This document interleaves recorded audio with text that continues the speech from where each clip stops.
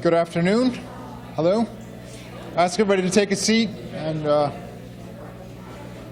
if you're in the way back, you should move forward. It'll be a much more intimate discussion if you come forward a little bit. So, come on. There's plenty of seats up here. Come on. It's great.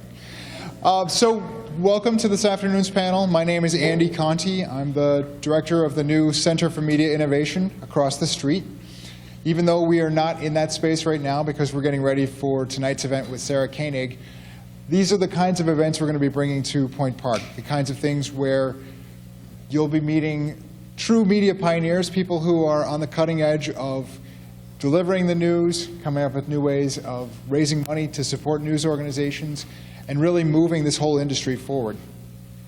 I'm excited for all of our whole panel today. We've got some people that are I don't know, this morning, if anyone was at this morning's panel, those were mostly legacy media companies that had been around. We had both newspapers, TV stations, 2 TV stations, and the NPR radio station.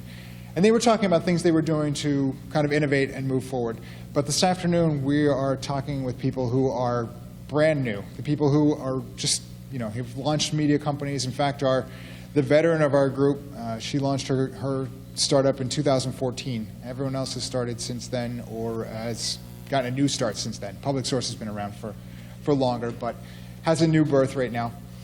And so we're going to start out with our first speaker is Lexi Belculfine, and it's hard to exaggerate how new she is to the whole thing because her organization, the Incline, actually just launched this morning. So I'm not sure how she had time to even put a PowerPoint together and to get here, but I'm grateful that she did.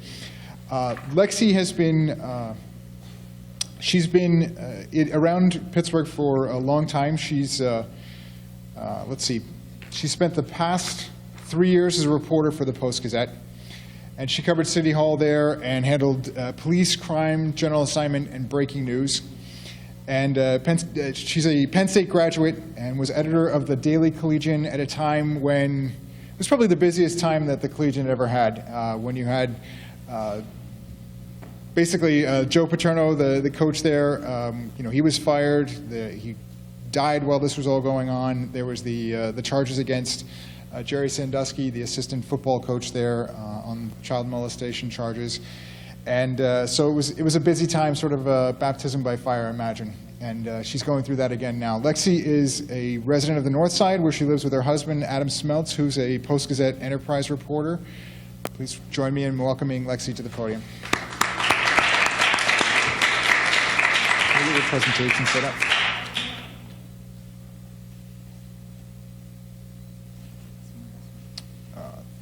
Are you going to walk around? Yeah. Just that one. Just.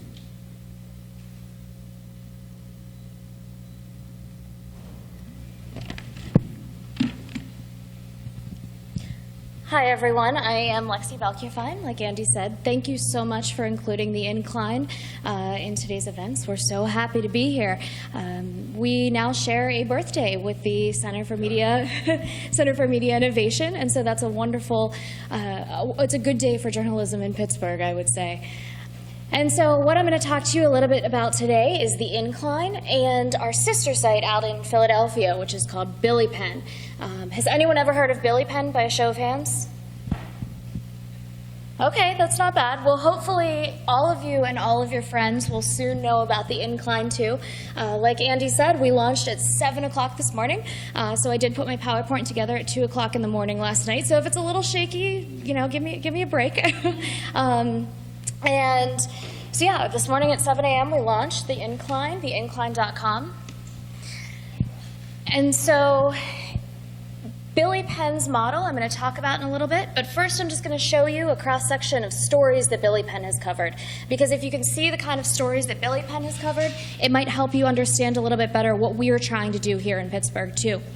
And so for Billy Penn, some of the headlines that they've come across in the last 2 years, they launched in October 2014, include a series of stories on what it means to be transgender in Philadelphia.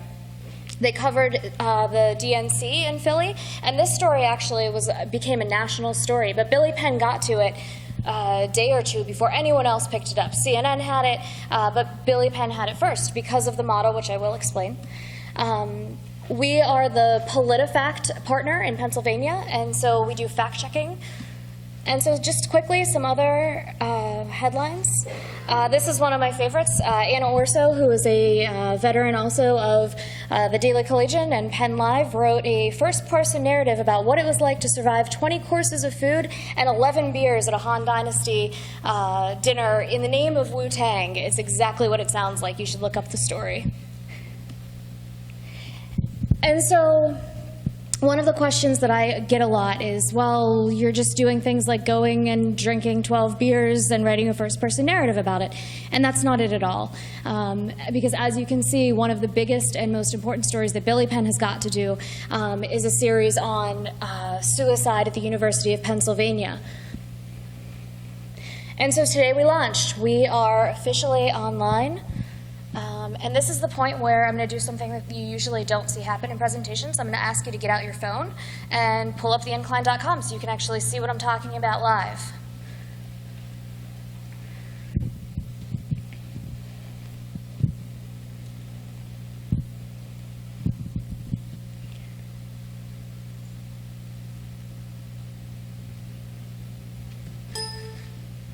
What am I doing wrong?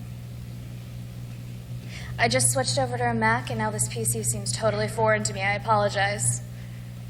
All right, there we go. Okay, so when you look at the site, there are no big bells and whistles. It's an easy stream. It kind of feels like Twitter, and that's exactly what we're going for. We want you to have the most native, easy to navigate experience when you come to the Incline.com. And why? Because we're going after a mobile-first audience. Our audience are the people who expect that when they go to our website, it's going to load immediately. We're not going to bombard you with pop-up ads. We're not going to do pop-unders, pop-overs. We're not going to do pre-roll.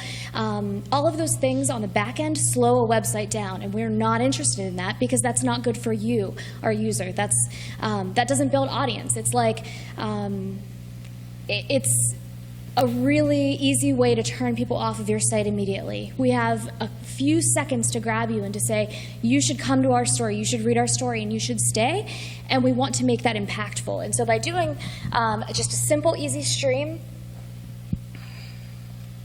just by having the simple, easy stream, we can allow you to get to our stories fast and intuitively every time you come to our website.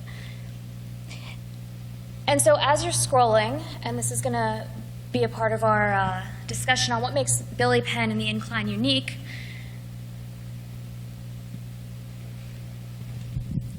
so on our feed, you're going to notice there are a couple different formats of stories.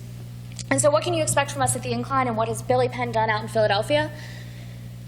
So the first thing that you're going to see is reporting that you're not going to see elsewhere. And how we do this is we have a very small staff. Right now it's me and 2 reporter curators. We also have another editorial staff member coming in soon, and a sales and events manager. But the only way that we can free up our time and help you in the best way possible is by curating. And so what we're doing on the Incline is we are curating for you, our audience. We recognize that you have fast-paced lives, you're coming to your phone, you expect to see the best information that's available at any given moment immediately, and we're going to give that to you. And so what that means for us is we recognize that NEXTpittsburgh and UpGruv and PublicSource and the Post-Gazette and PXI and every news organization in Pittsburgh is doing good work. They're doing great work. Why would we insult you, or why would we try to steal clicks from them by republishing or rewriting their work? We're not going to do that. We're going to link directly out to them. So if you come to our feed and you see a story, and there will be a little widget on the corner that says Power Source or PublicSource or UpGruv or any of the news organizations in Pittsburgh, when you click that, it's going to send you straight to those news organizations. And so for us, that's why we call our reporters reporter curators, because it's their job as news gatherers to recognize what the most important news is in Pittsburgh for our audience every day, and then to link to it. We're also going to have a voice. We're going to use the word jagoff in headlines. I think we used quite a few words that you might not see in other legacy news organizations on our website today on the day of our launch. We use emojis in headlines, and it's not because we're trying to be hip or funny or cool. It's because this is how we talk to our friends, and this is how we want you to talk to us. Because that's one of the most important things about our organization, is that we want our audience to believe in what we're doing, and we want you to come talk to us and be a part of what we're doing. And so going back to what I said earlier, we don't have pop unders, we don't have pop overs, we don't have ads that are bogging down our site. And so you have to be thinking, well, how are you making money? How is this even possible? We're going to hold events. And so what that means for you is maybe a $5 or $10 ticket price to get in the door, just to reserve your spot. Maybe you'll get some cool Incline swag while you're there. And we will shoot to get that sponsored by someone. And so that's how we're going to raise money for the Incline. And so we do need your help. And so what this means is we need you to engage with us. We want to engage with you. We're not going to put up a wall. We're not going to shut the door on you. We want to have conversations with you. This is our team. You can follow us on Twitter. Sarah Ann News is a veteran. Sarah Ann Hughes, whose Twitter handle is Sarah Ann News, is a veteran of the Washington Post, Washington City Paper, and DCist. And MJ Slabia is a veteran of the Knoxville News Sentinel. And so, in conclusion, like I said, we want to talk to you. We want to have a conversation with our readers, our audience. We want you to feel like you know us. And so please follow us on Twitter. We're over in Alloy 26 at Nova Space for the students. If you want to come and see how we're doing, why we're doing it, just come over. We're not going to tell you to go away because we're doing something top secret. We want you to come and have conversations with us. So the door is open, and that's what I got for you. Does anyone have questions, or are we waiting on that? Yeah, no, take questions. Does anyone have questions about what we're doing or why we're doing it? Yeah. I'm curious about, I really fall in love with your logo. Thanks. Who are your graphic people, or would you guys do this yourself, or what was that process like? Sure. So our logo for the Incline and for Billy Penn was designed by a guy named Paul Compton. He is a designer who worked for the Washington Post and actually is a graduate of the Art Institute in Pittsburgh.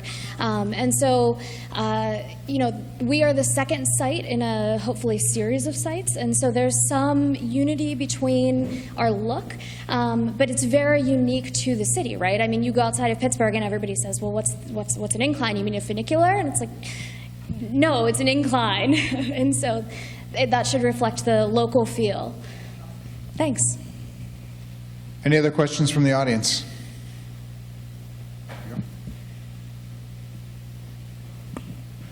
Where exactly, are you guys located in Pittsburgh? Sure. So we are over on the north side, right across the Roberto Clemente Bridge. At the top of the hill is Nova Place, and we're in Alloy 26. And so it's a co-working space inside of the old mall, which is now called Nova Place.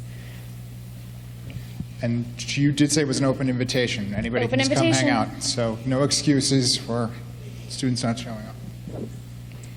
This morning we talked about how you could have the kind of best story ever, the best reporting, the best writing, and in today's day and age, potentially no one could read it because of the importance of distribution. Can you kind of talk about what your not aggregation, but what you're doing is something to kind of aid that?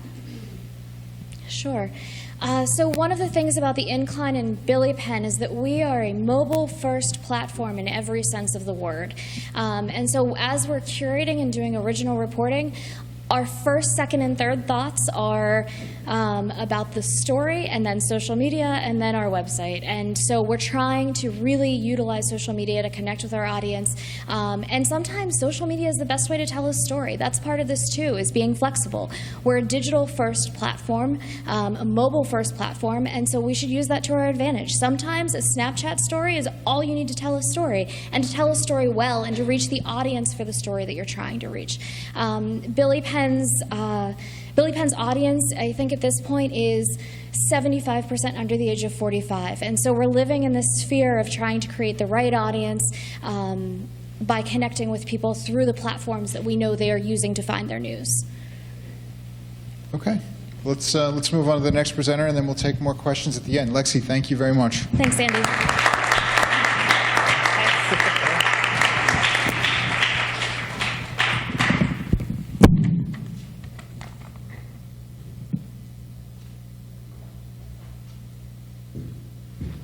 Lexi has a pocket full of cool stickers, too, so. If you didn't get a sticker from her, definitely track her down. Actually, there are a bunch up here, right? So, really like confetti wool. So, do you want to throw them out? Yeah, good. So, our next presenter is from a media organization that is almost as new as the Incline, although, I mean, it's hard to compete with having launched this morning. But Jim Kubus is here from UpGruv. Jim is the site's manager and one of the people who developed this early vision. UpGruv is a spin-off product from the Tribune Review and its sister company, 535 Media, LLC. And before coming to Point Park to serve as the director of the Center for Media Innovation, I was an investigative reporter at the Tribune Review for about almost 15 years, and Jim and I spent a lot of time together in the trenches there. And so it's nice to see both of us talking about moving things forward and innovating for the future. Jim was at the Trib. He's been there since the day the newspaper opened in Pittsburgh in 1992. He serves as the paper's deputy managing editor. His work has appeared in the Pittsburgh Press, the Sunday London Mirror, Sports Illustrated, People magazine, and many, many other publications. He's won multiple awards for his photography and his newspaper designs, and he is as passionate about the future of journalism as anyone I know. Please join me in welcoming Jim to the podium.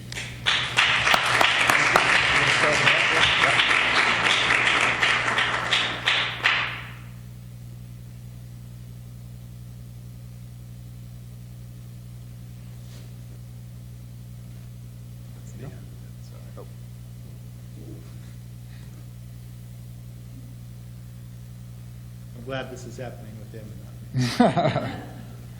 Oh, media innovator, sure.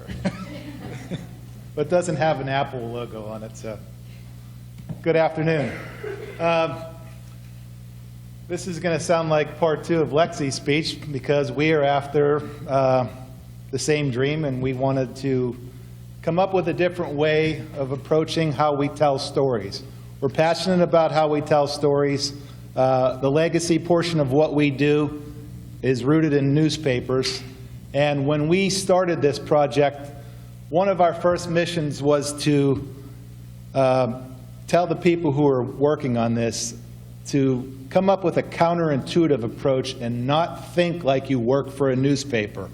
And we decided that we would start with this project, and we decided to focus on an audience that we wanted to inspire. We're not targeting an audience because millennials don't like to be targeted. But like Lexi said with Billy Penn, the readership under age 45 is what they're seeing. So we started off with the question, how do you get a millennial's attention? Does anyone know? There's a hint here. Make it clearer for those of you. It's the fear of missing out. And we have we have evolved. We have definitely evolved in the way we tell stories and the way we share information with people. We speak a different language. We need to be connected. We have become zombies. You can see this if you open the blinds and look out. You'll see the students between classes. And we thought this was important. We are definitely interested in mobile first, because recently 1 billion people have had a Gmail account, WhatsApp, or iPhones. One of the developers of the WhatsApp said, "We are excited, but we still have another 6 billion people to go." So there's been a lot of attention on how millennials are being perceived, and we gave it that much attention as well. So UpGruv, we have a very strong emphasis on local coverage and national coverage. Our content ranges from serious to ridiculous, shocking to awe-inspiring. There's a wide range of items that are on the site. One of the things that we talked about when you look at our front on our desktop or on our mobile app or just the mobile version of it, you never know what you're getting. There is a variety of people with a variety of interests who find a variety of things that are interesting. I'm going to show you the front of it, and I have no idea what we're going to see. I don't know if I'm going to be embarrassed or we'll all laugh together. But how we got here, we looked at aggregator sites that summarize things, and we have full stories. And this is kind of how we wanted to position ourselves, and we'll put the Incline in there very soon. This is an older one. Sorry, Lexi. So this is where we see ourselves being positioned. And I think here's a little bit more, just a recap of what we're doing. We're definitely interested in the Pittsburgh area. We're very proud of this area, and we're very proud of the people who no longer live here, who come and visit us to just touch base when they're spending a few minutes at work and want to see what's happening with the local teams or with local government. And these are just some rapid stats about the audience that we have to appreciate and understand. Mobile first, this age range. This is now the largest living generation, with emphasis on social media. This age group spends about 18 hours a day connected to a device. The average attention span, as Lexi pointed out, is 8 seconds. You got to catch them quickly, and you don't want them to wait forever for your site to load. It's the made-to-order generation, and this is a snapshot of what we're looking for, and it's extended beyond millennials. We're looking for busy people.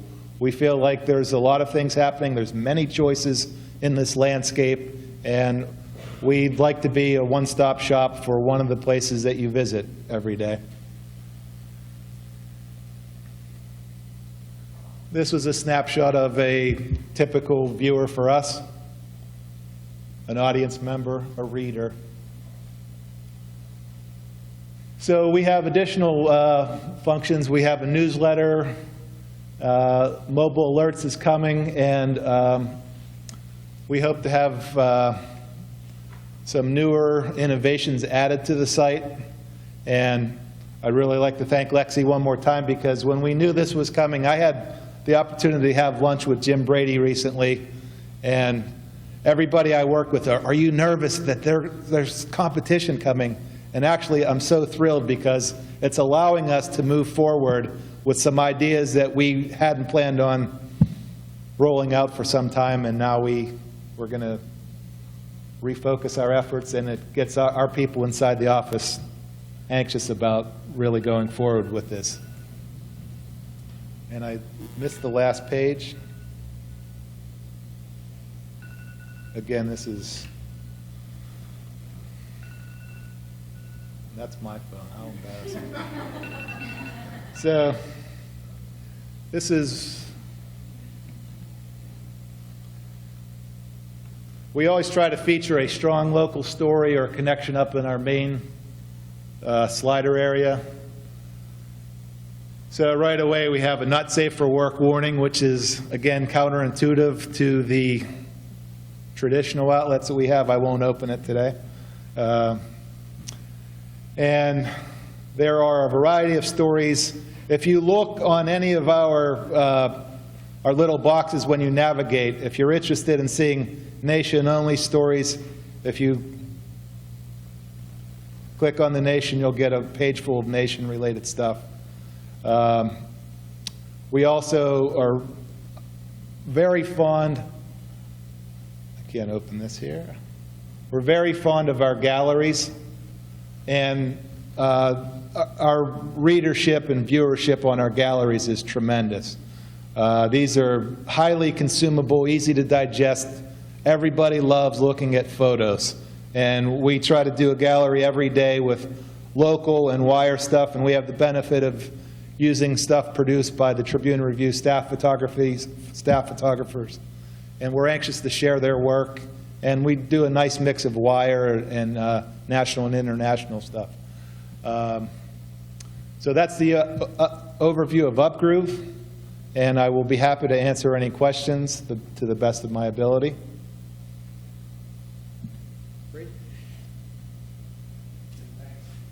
Thank you. Questions, How anybody? about a question from the audience? How about with the Incline coming online today and with all the other organizations that are out there, how do you differentiate yourself with UpGruv, in a crowded marketplace that's growing all the time more crowded? We're going to find out. I don't know. I think she has the same question. We all have the same question. One thing that's important to understand in that regard is, as consumers, it's a different thing when newspapers or television stations are fighting for a particular audience. You can only watch, used to be, you can only watch one 6 p.m. evening news, or you would only take 1 or 2 newspapers.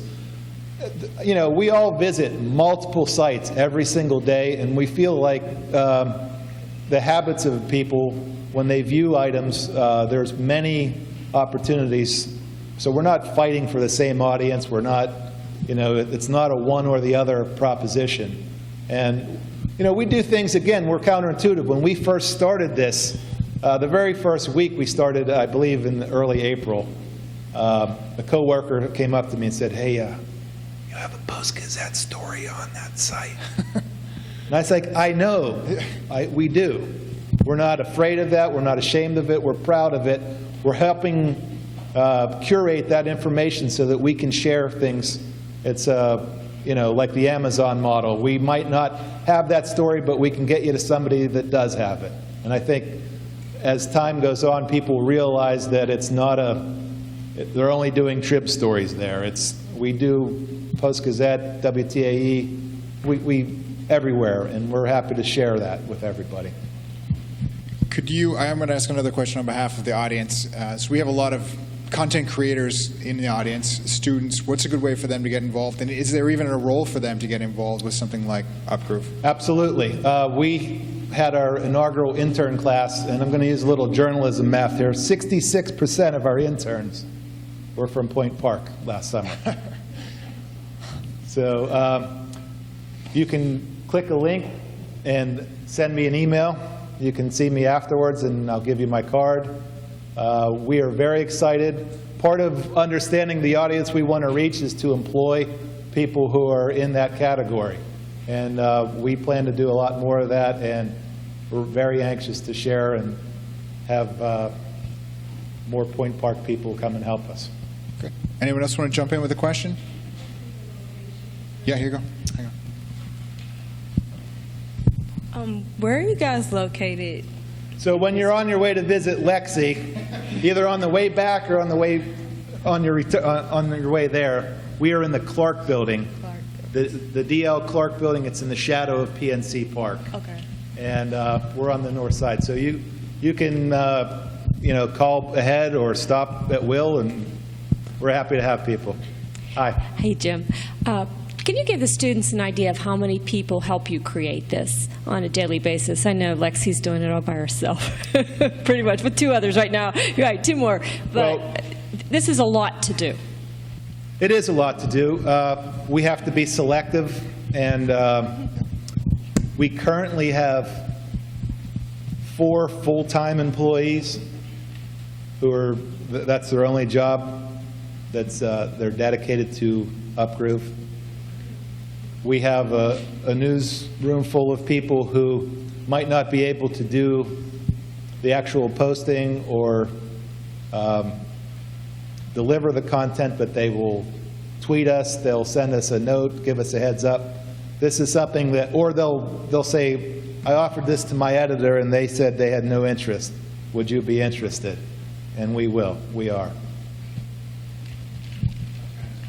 Hi. Hi. Could you speak more about your personalization strategies? I can't specifically, but we, much like Pinterest, where you can pin an item or select something that you feel like you're interested in, on future visits, if you elect, you'll be able to receive content that is specifically of your interest.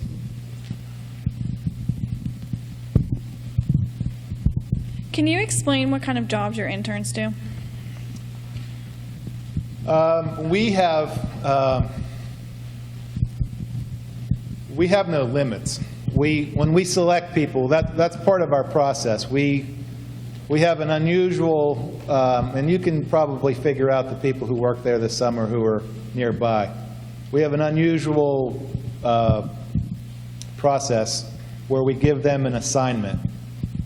And I won't share it too much because we're probably going to use the same technique very soon. But we try to be very selective with the people who think like what we want to think like and have great ideas. And then once they're on board, they have pretty much 98% access to the system. They'll post. There is a level of supervision that's required right before we hit publish. We just make sure that we're not creating a legal episode for ourselves or unnecessarily offending someone, or if it's inaccurate. And so right before that happens, we press publish. And they do a variety of things, looking for events that are happening in the area, unusual tidbits of information. Sometimes the story is just a tweet. Sometimes an item is just a photo or a sound file. And that's pretty much, they do what we do and more. Okay, thank you, Jim. Thank you.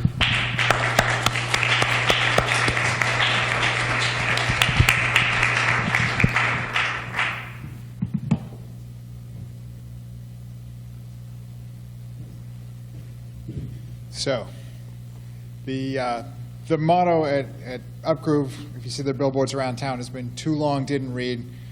Our next speaker is actually from an organization that only does long-form stories, and so it's nice to have that kind of a compliment.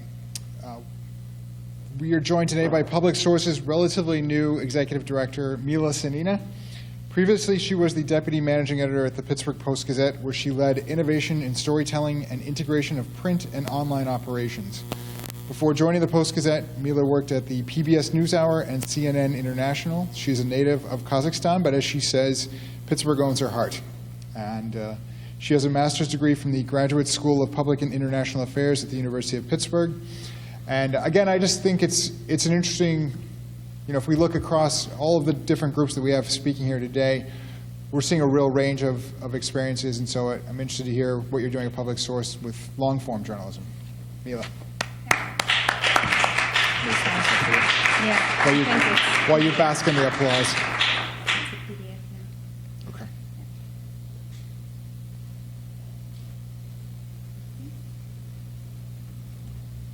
Ta-da. I'm delighted to be here. Thank you, Andy, again for having me here represent and talk about PublicSource.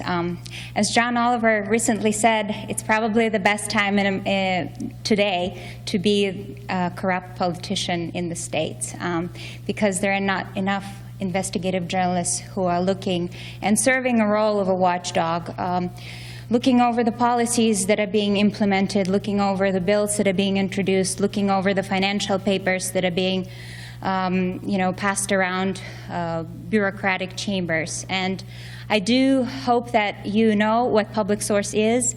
Please, if you don't, visit us at publicsource.org. We are a small team, but our value proposition is that there is not enough investigative journalism being done today.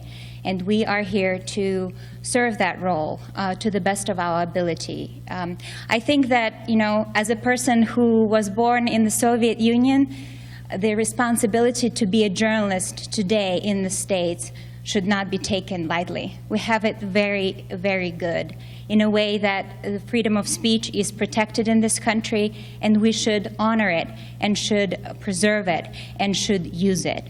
So that's what PublicSource is about. Please follow us on Twitter at PublicSource PA, and do visit our website. We do have a newsletter, and we do have a Facebook page, so give us a like. What is PublicSource about? We do ask big questions. We ask why and how questions. We ask questions why Pittsburgh police is not, the representation of Pittsburgh police is not mirroring the Pittsburgh population, why there is so little psychiatric help for young adults in the state of Pennsylvania, what is happening with our homicide investigations, and why 97% of victims are black. We also ask questions where your property taxes are going and why are they going up. We're asking why lead pipes are being, why City of Pittsburgh does not know where lead pipes are, and what is the state of water in Pittsburgh, in the Pittsburgh area. These are all important questions that we hope will inspire people to take actions, to vote, to get out, and to advocate for their rights, and make their community better. So what are the criteria that we consider when we pick the stories that we cover? We do not want to duplicate the work that is being done, important work. You know, the dailies, the daily newspapers, the online outlets are covering different issues, and we do not want to duplicate the work. But our stories should meet these certain criteria. So we do ask questions, why should we cover this story? We do ask questions, has anyone else been covering this story? And if yes, what can we do differently? Do we have a chance to give it a new twist, surprise, challenge? Is the idea new? Is there potential for reform? Is it what the hell story? When the person reads it, he goes, what the hell, and is inspired to take action. What outcomes are we aiming for? What kind of impact are we hoping for? Is it macro impact? Are we hoping for a policy change? Are we hoping for a bill to be introduced? Is it micro impact? Are we hoping to form networks or inform an audience? Is it meso impact, where there is action, the networks actually taking actions and advocating and calling their representatives and asking what the questions that we are asking in these stories? Why would people care about this story? Not why they should care, but why would they care? We try to hit them emotionally, grab their pocketbooks, find the themes that resonate. We don't tell them what to think. We ask them to think. Do we have a strong character narrative here? Because we know that people do not really relate to issues. They relate to other people. And we do find it as a challenge to find these characters that would help us to illustrate these big issues we're talking about. Can the issue be quantified? 6 specific numbers. We file RTK requests all the time, and this data is very important for us. We avoid squishy qualifiers, more than, some, many say. The hard count is the hard part, but it's the mortar that binds powerful things, and that's what we care about in our stories. Why this story and why now? We need to make a judgment, a value proposition to our readers, why they should read us. Why should we be an indispensable and vital source for the community? This is our fact-checking system, something that very few, unfortunately, news organizations do, and every single story gets at least 4 pair of eyes on it.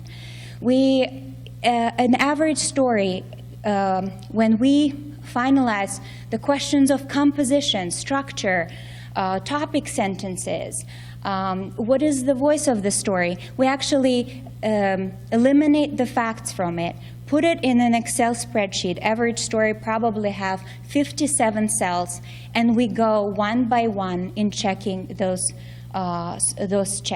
facts. Whether they're, what is the source of the fact? Where did we get that information?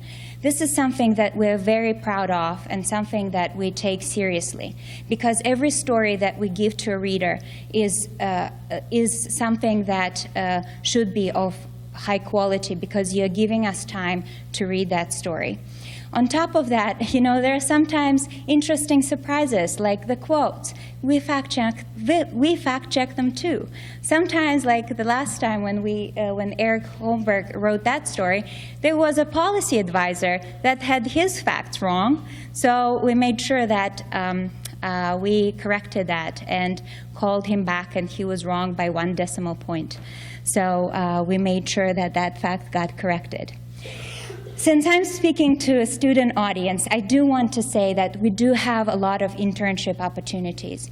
We have editorial interns we're interested in, people who actually give us back impressive projects. We work with them on fact-checking, we teach them how to develop sources, we teach them how to develop a narrative. Marketing interns, because we do community events, like the last event we did after our Aftermath of Murder series, we actually did one at the Bible Center in Homewood, where community members came together to talk about the problem of homicides and the investigative victims being primarily black. We had a great event and actually very powerful emotional narratives from the community members. So if you are interested in serving a marketing role for PublicSource, please join us. Development. On top of being sort of looking innovatively at what we cover and how we approach stories, we also are concerned about the business model, and we want to develop it. As Andy mentioned, I'm new to the job. It's been almost 2 months, but aside from figuring out the editorial strategy and improving our stories and our storytelling techniques, we are interested in diversifying our revenue streams. We're interested in membership model, so people who are passionate and following our reporting would be able to connect and help us continue doing strong journalism that matters. We are interested in the events that would bring the community together, because the truth is that there are a lot of stories in Pittsburgh that come from press releases and come from the chambers of power, and not enough stories that come from the community. So it's important to be cognizant of that. This is the work that we are passionate about. The third is, of course, our funding comes from the foundations right now, and there are also opportunities to do sponsorships. So if you are interested in working with us and figuring it out, you can engage with us on a project basis in the development side of things. Please email me. I have my email. I'm active on Twitter. Any platform you are comfortable with, I'm available at. So, food for thought. This comes from Profiles in Courage. In a true democracy, every citizen, regardless of his interest in politics, hold office. Every one of us is in a position of responsibility. And in the final analysis, the kind of government we get depends upon how we fulfill those responsibilities. We, the people, are the boss, and we will get the kind of political leadership, be it good or bad, that we demand and deserve. So we should be responsible for reading the stories that make sure that that government is a good government, and policy that get implemented are good policies, and they're equitable policies, and there are not two Pittsburghs, but there's Pittsburgh that is for all, and we are asking these questions. What do we stand for, and what do we advocate for? It's very unusual if you talk to traditional news organizations to advocate, to stand for nothing, because we're impartial. We're not biased, but we do advocate. We advocate for transparency. We advocate for data access. That's why we get data and publish it and let people be informed. We care about the data packages that we put together and put online for people to find out what is happening and how to make informed choices. This is some of the things that we put online: salaries for county and city, 8 years of Pennsylvania immunization data at the county level, and 1 year at the school level for this for the project on vaccination rates. Why your property taxes are going up. We actually created a searchable database which allows you to find out how many times your school district requested the increase of property taxes. These are all important things. We also care about innovation in media. We do want to be a vital source, an indispensable source of Pittsburgh. And we do want good government, a government that is accountable, government that feels that it represents the best interest of its community. So I think that's all I have to say. I do want to emphasize that we are nonpartisan and transparent, and that's not an oxymoron the way a jumbo shrimp is. So please, follow us, read us, and we are very excited to cover this community, and are very proud to be, and are really privileged to be journalists and covering Pittsburgh and the concerns of the community. So thank you.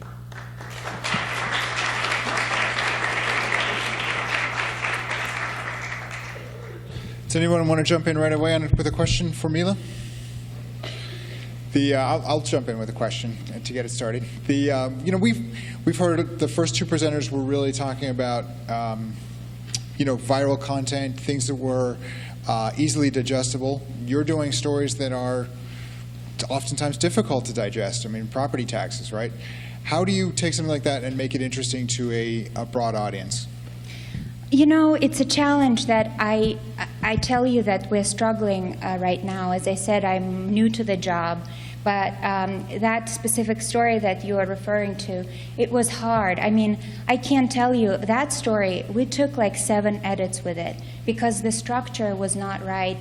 If in PublicSource, you don't, you read that story and you're like, oh, well, I'm not really into that, and I'm not going to cuddle with PublicSource, and read that story. So we realized that we require a lot out of our readers, but we also offer we are at a stage where we are figuring out how to be much more creative about packaging that. If you're not interested in reading the full story, there are breakdowns. Like we have data packages that allow you to search for material that is catered to you or your school district. And right now we are trying to. It's work in progress for us. We're trying to figure out how to break down those complex packages. We know that we're not going to get, 16,000 page views, but we know that we're going to get the audience that cares about that issue, and probably those are going to be voters because we hear from them. So that's how we measure impact, and I think, but again, this is something that is work in progress, and that's why we are always open to new ideas, and as I said, are willing to hear from our community. I think there was a question over there. I was just curious because... Hi, how are you? I'm Danielle Davis. I'm a Point Park student in their PhD community engagement program. And I was wondering, because I've been out doing community for a long time, from nonprofits to government work, and I've never heard of you. So how long have you been around? And well, that's why I was hired, right? Okay. No, well, we've been around actually for 5 years. But the thing is that PublicSource was part of a program of Pittsburgh filmmakers. And only in November, PublicSource acquired its independent nonprofit status. Okay. So we have been, and that's one of the challenges that we have, and one of the things, like my priority right now is audience building, is getting out and talking to people about PublicSource and spreading awareness about the work that we do. I would love to help you with that. Thank you. When you've been great about working with Point Park students in the past, with internships, so thank you. Pass that out. Hi, my name is Dina Turner, and you bring up a great point of 2 Pittsburghs. And like Danielle, I haven't heard of you, but I've been in the community, and you said something about the home with community. What are you offering as far as multiculturalism and I hate to use the word diversity, because I know it means divide. but including people of different cultures, because this is a new Pittsburgh. I've been here all my life. Yeah. And it doesn't represent two races. It represents multiculturals. So I'm not reading papers because I know in Pittsburgh they're gearing to one race. They're not hearing other stories.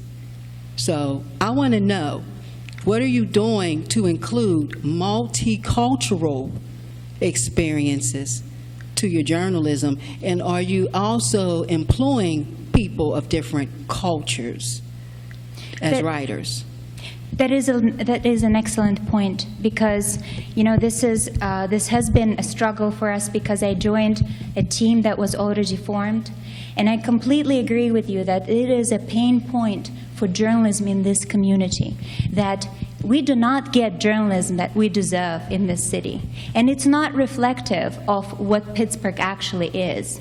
So, one of the things that we started working on, one of those outreach events that we got together was at the Bible Center in Homewood, and what came out of it was a lot of people expressed deep distress with the state of media in the city of Pittsburgh, and all said that, first of all, you really emphasize all the stereotypes that have been living throughout the ages.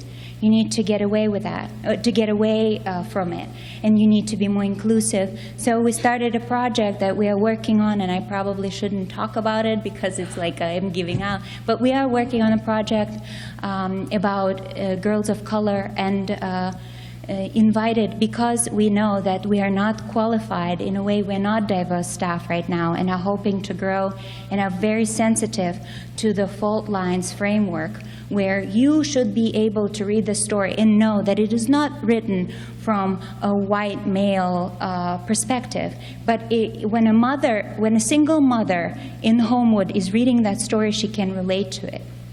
That is very important, and we are actually started to make some inquiries in the community on how we can get that proper training. How can we diversify and include writers that do not look like us, that have completely different experiences, that have voices that truly were voiceless for a very long time and didn't have a platform for them. And we are hoping that PublicSource will be that.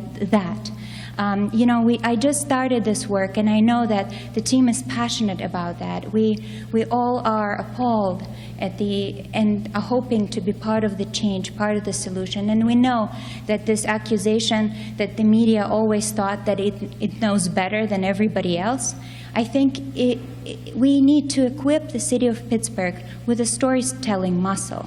We need to teach and give people a platform to tell their stories, to share their experiences. Only that way we will be able to improve our community. Mila, can you also talk briefly about how you partner with other organizations, right? You've got newspapers across the state and other media outlets. Partners are very important to us. We reached out on this Girls of Color project. We reached out to the Black Media Federation and have been working with them on identifying freelancers and writers and people who can be helpful in that. We reached out to build an advisory board for that project. We also we have 49 newspaper partners across the state, so they sometimes distribute our content and republish it when it has the wider relevance to Pennsylvania. But what has happened with that is that we are very proud of our partnership relationships. But what happens is that people read our stories, but if they read it in the Post-Gazette, they think that it's the Post-Gazette stories because they don't really read the byline. So that is a challenge, but it doesn't mean that we are abandoning those relationships. We are hoping to make them more meaningful, and I know that my public media colleague, Terry O'Reilly, was here, and we are hoping to be able to partner with them to maybe include a radio component into our coverage and hopefully carry some of the PublicSource content on radio waves, because I traveled to the Center for Investigative Reporting since I started this job, And they have been doing very interesting work with Reveal Podcast. If you guys haven't listened to it, check it out. Reveal Podcast is doing an amazing work in investigative journalism. The stories that they're covering are gut-wrenching, and they really figured out the art of storytelling. Very powerful stuff. Okay. Thank you, Mila.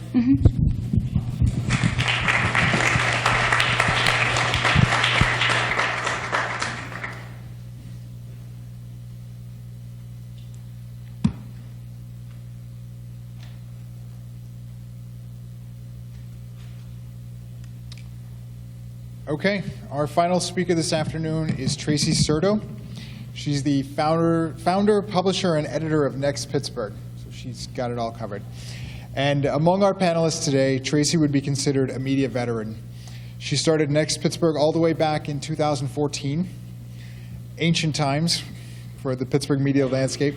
Her goal then and now is to focus on the people driving change in our region and innovating things that happen here. And so far, she's met that mark. And I have to say, from a personal standpoint, every week, whenever the NEXTpittsburgh email pops into my inbox, I have to click it open to see what's going on, because I don't want to be the one left out. So please join me in welcoming Tracy to the podium.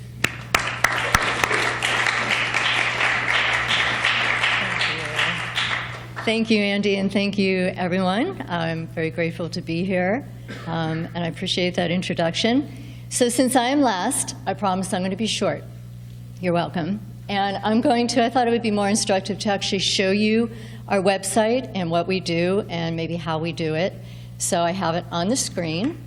And as Andy told you, our mission is it's really to focus on the people and the projects and ideas that are advancing the city. We also write a lot about the innovative and cool things you can do in the city.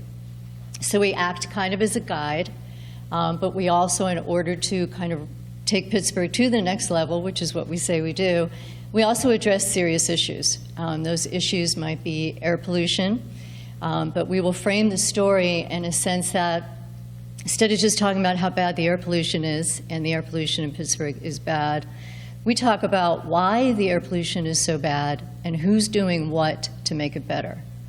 When it comes to affordable housing, which is really an issue in this community, we talk about who's doing what about affordable housing. So we frame our stories around these kind of solutions, and we do it for a number of reasons. One is to inform citizens. Another one is to further engage our readers and really take action on things. So while I'm very proud of a lot of the stories that we do at NEXTpittsburgh, especially those in terms of social enterprise and social justice, what really matters to us is impact. And when we hear about things that are happening in the city as a result of our story and a result of our work, that to me is really gratifying. And that said, we also have a lighter side too. We did a story on a cat cafe last week or the week before that actually had a cat fight going. There was one cafe. Has anyone heard about a cat cafe opening here? And another cat cafe that was set to open through a Kickstarter. We'll do fun stories like that too. We thought it was a fun story until we saw the comments. Not so much fun to some people, but anyway, this is NEXTpittsburgh as it looks right now. I just added 2 stories this morning. One is about Nova Place, which is where Lexi is based, and the huge transformation that's being undertaken right now at Allegheny Center. They're going beyond just transforming the building. They're truly trying to create a community of techies and innovators and startups and all different kinds of businesses, including media. And they're doing amazing work over there. So we talked to Terry Gluck of Innovation Works about their experience at Nova Place and how they have found it. And we led the story with that. So it's giving a clear example. We try to show, don't tell. I'm always telling my writers that. Don't tell me about it, show me.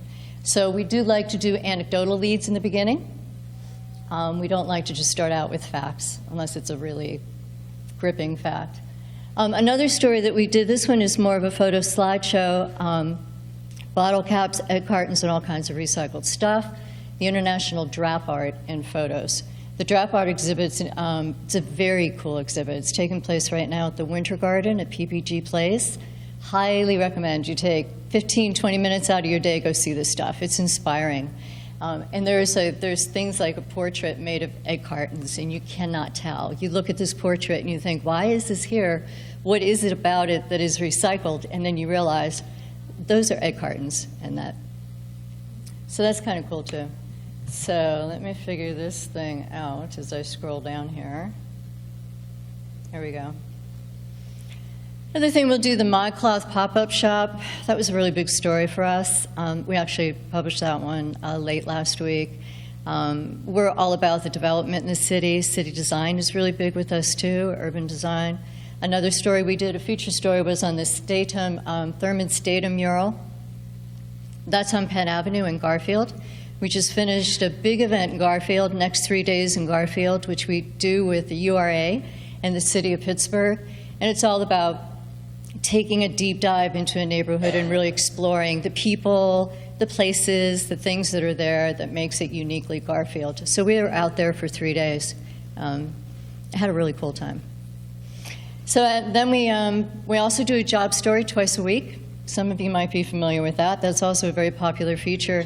Each Monday and Thursday, we're out with about a dozen or so jobs, sometimes more, jobs that are like hot off the virtual press. Again, we're interested in talent attraction, and we're interested in growing the pipeline for the workforce here in Pittsburgh. That's also a big topic for us. These two sections, as you'll see, we have biz and tech. Of course, that covers a lot of ground. We do a lot of technology, we do a lot of innovation. Our lens is really innovation. And when we have more than one story that we can fit in at that moment, we're deciding on stories, say we have a slate, 5 to 10 stories, we will look at them and we will say which story is more innovative, who's doing more innovative things in which story, and which one will have the most impact. So that's sometimes how we select our stories. We also do like the Enter the Imaginariums, a new kind of escape room from the people of Bricolage, always a very innovative theater group. We tend to do a lot about that. This issue, you'll notice, is a little bit artsy, a little bit heavy on the arts. Last issue was very heavy on the community. And while we only do one e-blast a week, and that might change, we actually publish stories daily. So we're very active in social media. We're on Facebook. We have 24,000 on Facebook and 13,000 or so on Twitter. Getting very active on Instagram now, and we're seeing traffic from the site there too, which is nice. Another area, we're really big on events in Pittsburgh. Again, because events are so good, the arts and cultural scene in Pittsburgh is really rich and thriving, and it's so good for our community. So we do spend time on that. We have a scroll, so we do the top events of the week. We have a top events of the month. We kind of act as the filter on what kind of events you really don't want to miss. We also do an eat drink section, and we try to be a little bit different in our news coverage here. One thing we do that's not on the homepage right now is the best meal I ate last week. And that gives kind of a different take on the food scene. We'll feature a chef or some kind of foodie person talking about where they went the week before or the day before, 2 weeks, we don't really care, and what they had and why it was so special. So it's a place to give different voice to others in the community. And that's been really popular. The other thing we do is the Next Up over here with John Mahood right there. I was not familiar with him, and I found that very interesting. He does an awful lot of websites. The guy really knows what he's talking about. He's smart, and I learned a lot from reading the story. But the reason I like that so much, right now you'll notice it's a white male figures, but we really take this opportunity and Next Up to feature all kinds of different people in the community, whether by color, whether by religion, whether by sector, age, you name it. This is one place where we really can get diverse and really show what's going on. And we like featuring different kinds of people. We started out very heavy with arts, and we've since filtered off from that. We also just added an environment section. You'll see the coffee crawlers and electricity. Dunkin' Donuts doing a surprisingly cool thing around electric car chargers. We just got underwriting from a foundation for this section, so we're really happy to feature this. We have done environment stories along the way. but now we can focus even more on them. Next Wave is really our nonprofit section. Really, we added this section because we had so many stories about cool things going on in Pittsburgh that didn't have a section. So we just did this all kind of next wave, but it's mostly nonprofits and people who are doing neat things in our community. This one, he's a really cool artist working at Contemporary Craft, and that was a nice story too. We also have a section in Kidsburg section, and our kind of aggregate section. We do very little of this. We actually used to do more, but we only do news stories about Pittsburgh outside the city or region. So when New York Times did this story about Uber, we covered that last week. It broke Friday or Saturday, but really interesting, and it tells you how things are so different these days. I actually still get the Sunday Times. I just still love reading the Sunday Times, a hard copy. And when I picked it up on Sunday, I saw, much to my surprise, that story was a cover story. It was on the front page of the New York Times. And I thought, how interesting. I've seen the story, we published it, I saw it circulating on social media. But a lot of people would miss that fact because they're no longer looking at the hard copy.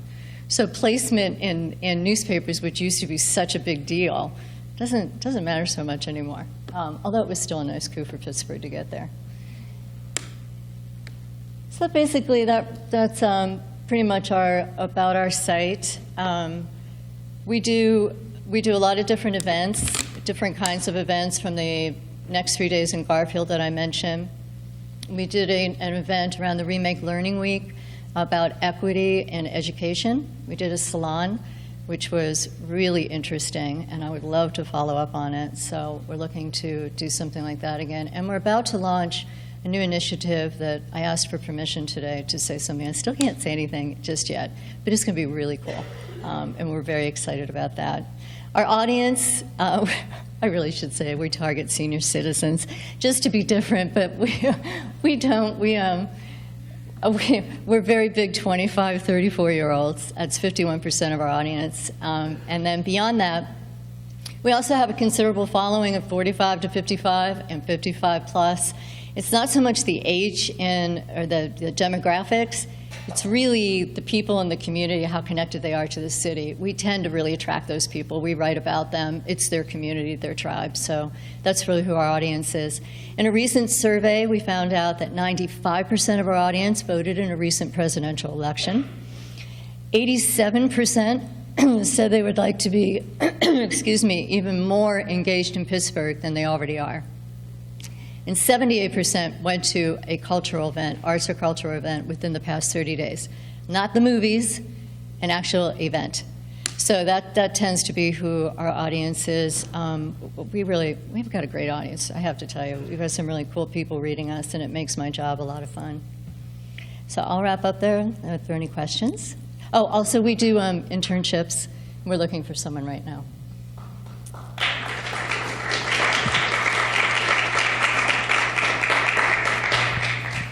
Tracy, we have a lot of students who are starting to think no longer in terms of going to work for somebody else, but how they can start their own media outlet, how they can create content that people want to buy or go to on their own. Of all of our panelists this whole day, you're probably the most entrepreneurial-minded of them. This is your business. Can you talk a little bit about the challenge of doing something like this as a money-making business? Yeah, you have to be, I would tell anyone this, you have to be super dedicated, really work hard, and absolutely love what you're doing, or you're not going to cut it. This job's not easy. And I had the good fortune, I worked for Pop City.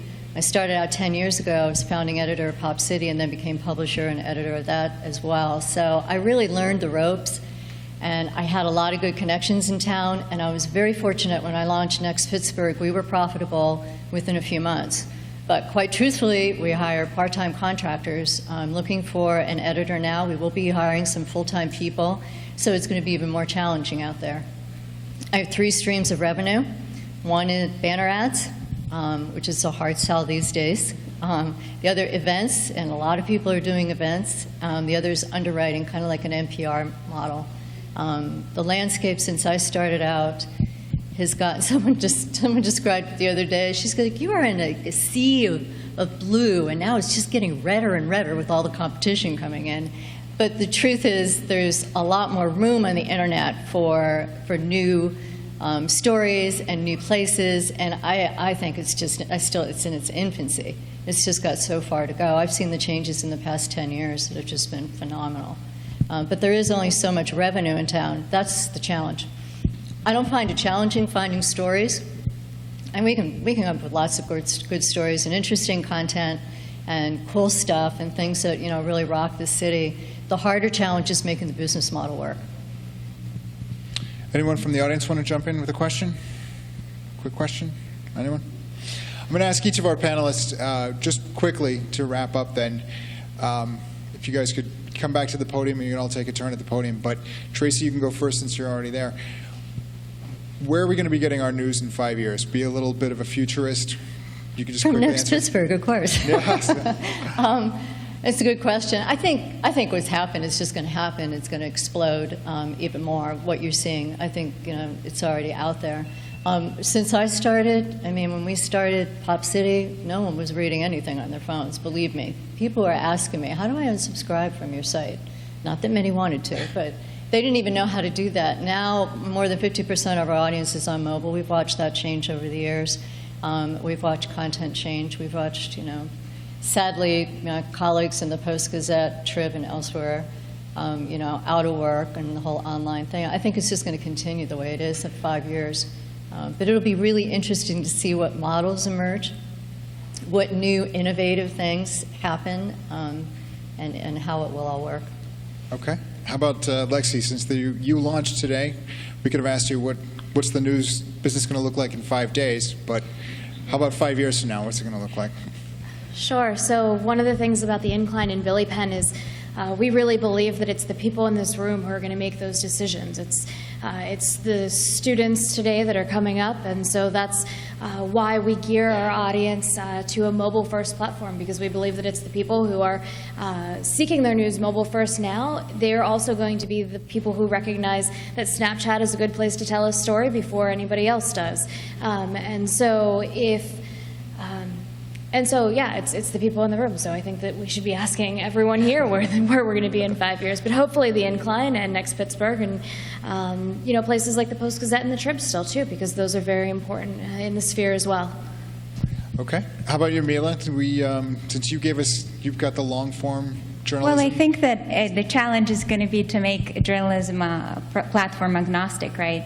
And I think that I would probably mirror what Lexi said, that it will be the audience that is deciding what is the platform they're going to get their news on. But it will be interesting to see, with the virtual reality technology, how can you take people to places where they've never been? It's so fascinating, this, what is happening with censored journalism. And I think the truth is that, all these gimmicks and platforms are great to talk about, but the good story, it still finds its audience.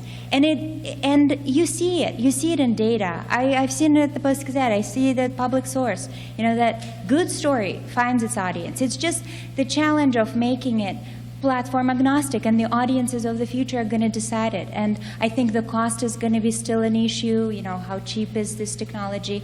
And I think that, who thought that we're going to have driverless cars? Maybe in 20 years, I will be talking to people wearing glasses with virtual reality showing them pictures. I don't know. But, this imagination can take us to new places, and I'm very excited to see how it pans out. That is exciting. All right, Jim Kubus, you get the last word. No, because I know, I've been there with you. I know how hard you've been thinking about this, and I just wonder if you're still hopeful about the future, and if so, what it is. I'm very hopeful about the future. I think everybody in the room is. And it's possible. It's a technology that we don't know about as we speak. I laugh when 15 years ago when my son was lobbying to ask his parents, I'm going to ask my mom and dad for a phone.